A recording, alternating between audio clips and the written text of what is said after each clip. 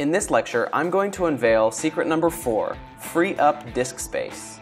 There are times when our computers get so full of files that we need to get rid of some in order for it to keep running smoothly. Our hard drives begin to look like this. Things are out of order, things are messy, things are full and cluttered. So I'm going to show you some tools that you can use to clean up your hard drive without wasting time. The first one is Windows Disk Cleanup Tool, and the second one is called CC Cleaner. It's an amazing free application that cleans your computer of files that you don't need, and it even locates duplicate files that you can delete, saving you tons of space.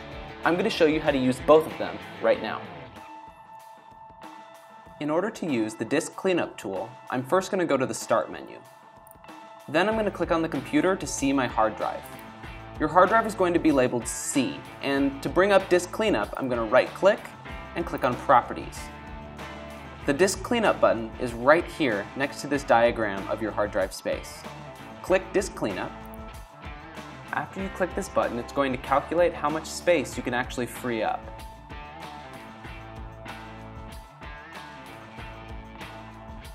On my computer, it doesn't show very much at all because this is a new installation of Windows 7 for me.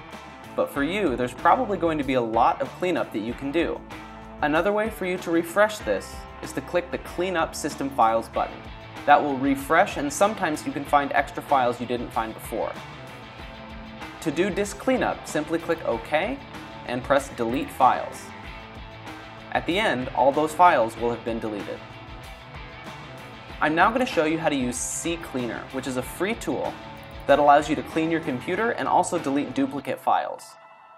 CCleaner can check any of these locations, as well as whichever other ones you want to check. If I press Analyze, we'll see that CCleaner can find files Windows can't. And to clean them out, we're going to click Run Cleaner.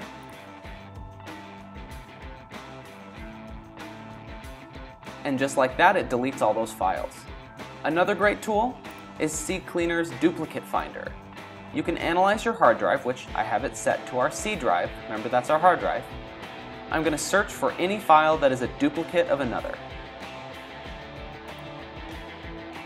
It found all of these duplicates, and it could potentially save me quite a bit of space, but it won't delete files that are essential for an application to run, only files that it doesn't need. You can select the ones you want to delete that are duplicates, and you simply press the Delete button. The best thing about CCleaner is that it runs in the background and it's consistently checking to see when your computer needs to be cleaned. If it notices your computer's getting a little messy, it'll send you a notification prompting you to clean up your computer. Now you know how to use Windows Disk Cleanup Tool and CCleaner to keep your hard drive free and running quickly. In this lecture, I'm going to unveil secret number 3, Install Better Programs. Apps come from all over. There are numerous developers with different levels of experience and expertise, and so with that, some apps are bad, some are good, and some are great. And of course, I'm talking about how they run on your computer. Some perform really poorly and drag your computer system down, making it run slower and slower. Some are great and take up a little space and run really efficiently. As I just said, some run slowly, some run smoothly. Google Chrome is a great example of a web browser that runs really efficiently. It takes up very little space and it almost always runs quickly. A bad example would be Firefox. Firefox has been known to take up a lot of space and also leak memory. It's gotten better since Firefox 2.0, but still, some are good, some are great, and some are just plain bad. I'm going to show you how to use a tool in Windows to figure out if your applications are running smoothly or if you maybe should find a better alternative.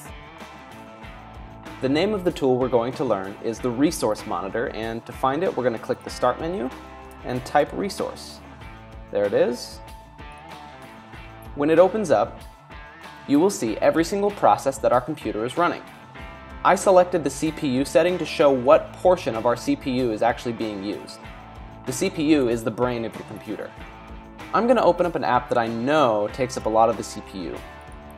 I'm going to open up Internet Explorer and show you. Now, iExplore is the name of Internet Explorer. You can see that this is using almost more than half of our CPU power. That's ridiculous. Let's compare that to Google Chrome. When Google Chrome opens up, we'll see how big of a difference it makes. Now granted, Chrome is using our CPU for sure, but it's only using 5% of it, 6% of it. You can see how much more efficient this is than Internet Explorer. What I like about Chrome is that it uses your CPU when it needs it, but it almost goes into a hibernate mode when it doesn't. Google Chrome is a far superior internet browser.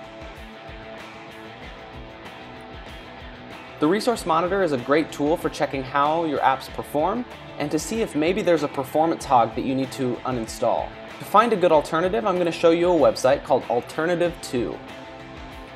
If I go to Google, I'll search for it. Alternative 2. And right here, the first result, alternative2.com. This website helps you find great alternatives to the software that you use. Let's say we needed an alternative for Photoshop.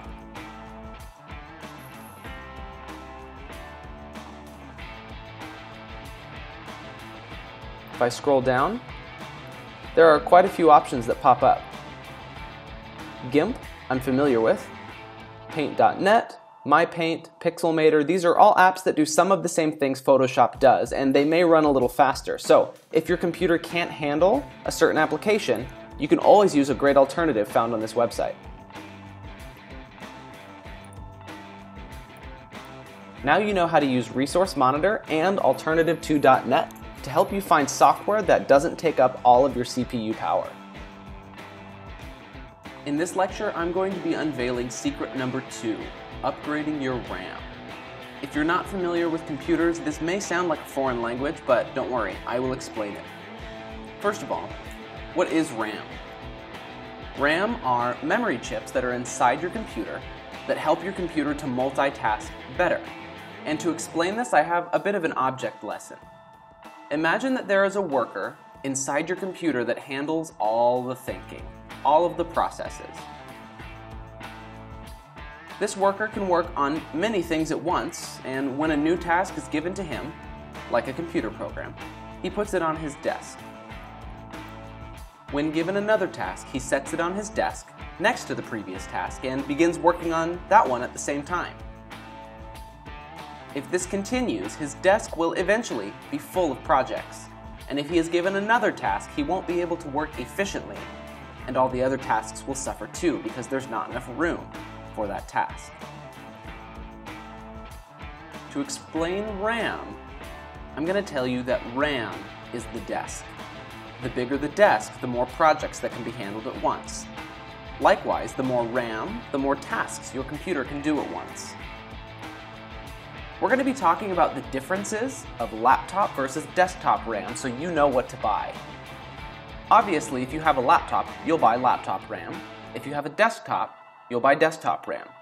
But the differences between the two can be confusing.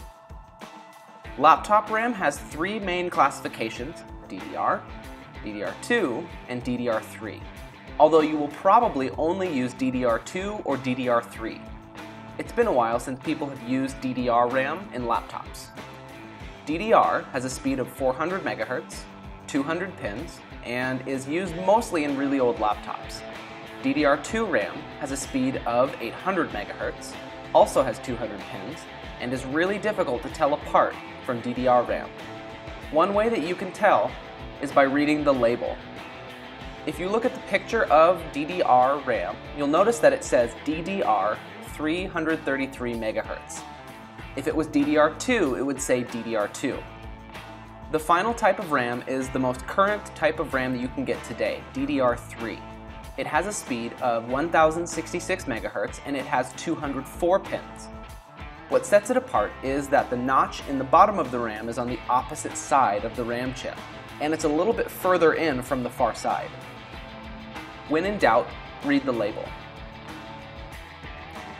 Desktop RAM is much longer and weighs a little bit more. Just like before, we have DDR, DDR2, and DDR3 RAM. They operate at the same speeds, but it's not exclusive. Some DDR RAM operates at 333 MHz.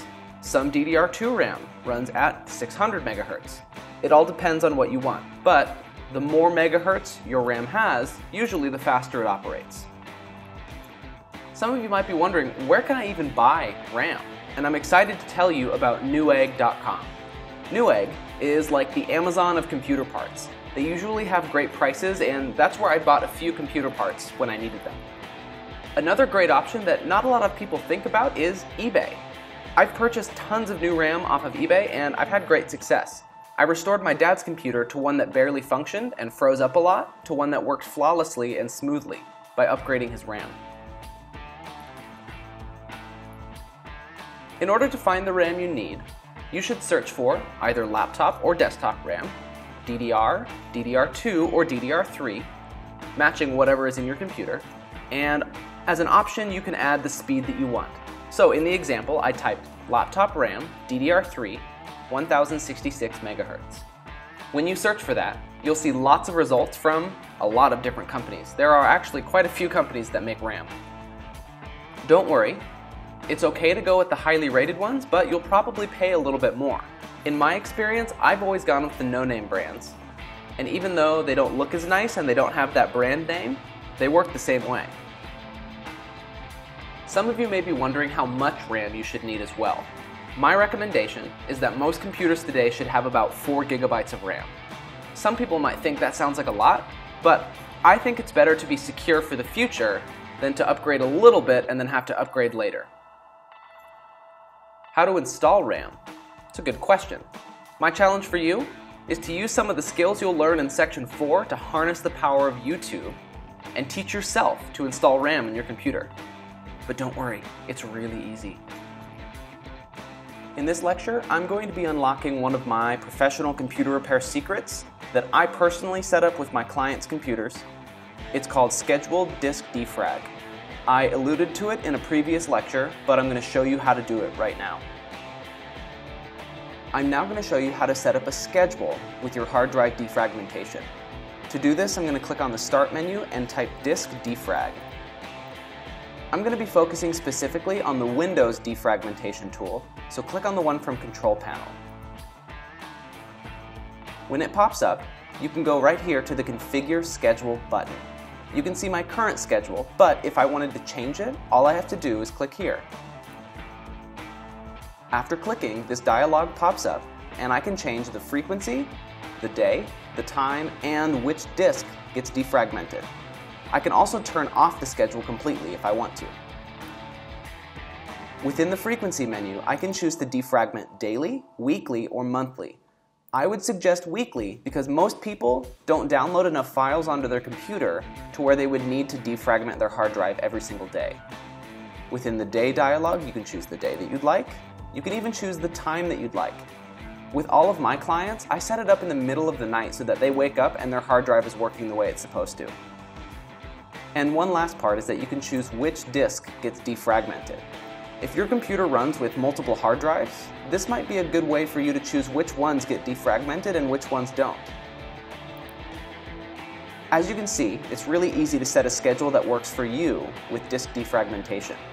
Now you know how to set up your schedule.